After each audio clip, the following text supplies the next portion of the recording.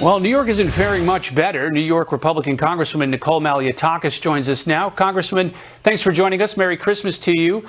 I want to start with, thank you, with the conversations ongoing right now. There are negotiations in the Senate over border issues, over funding for Ukraine and for Israel. What are Republicans hoping they can get in those negotiations, and how do you think that might help at the border? We need to have comprehensive border security. At the end of the day, this was a problem that was created by Joe Biden himself when he issued executive orders that dismantled the border security measures that were put in place by the Trump administration. We don't want to see things that are going to be watered down in negotiations. Quite frankly, the House passed a very good bill, H.R. 2, the Border Security Act, back in May. It would address some of the issues that we're seeing with asylum, but it would also reinstate the Remain in Mexico. It would ramp up the barriers in the border wall construction. It would also stop the catch and release.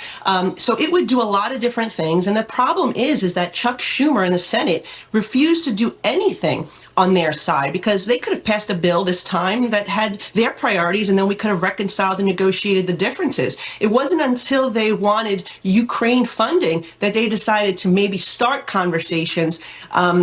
But the reality is that the problem is completely out of hand. As you mentioned, they have caught people on the terror watch list. Those are the ones that they've actually caught. Who's among the 2 million who have evaded law enforcement altogether, who have snuck in according to Customs and Border Protection? We don't know who they are, where they are, or what their intentions are. It's particularly concerning to me in a post 9/11 world, and it should be to my Senator Chuck Schumer as well. Secretary of State Antony Blinken, Homeland Security Secretary Alejandro Mayorkas, they're heading down to Mexico in a couple days. They're going to meet with Mexico's president. What do you think the Mexican government can do here? And do you think it's reasonable to expect much from the Mexican government?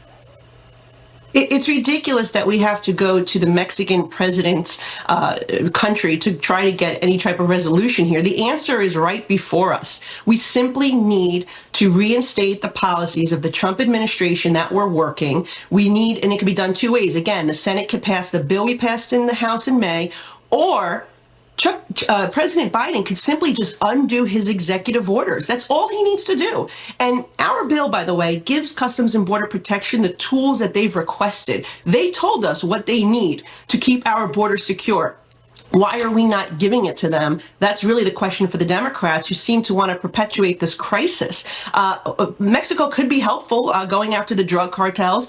They can certainly help on that front. But the problem is this has become a business. This has become a business for a lot of the countries along the route who are selling, temporary, visas to pass through their countries. The drug cartels are making billions of dollars a year off of this human trafficking and the fentanyl trafficking that is flowing over our open border.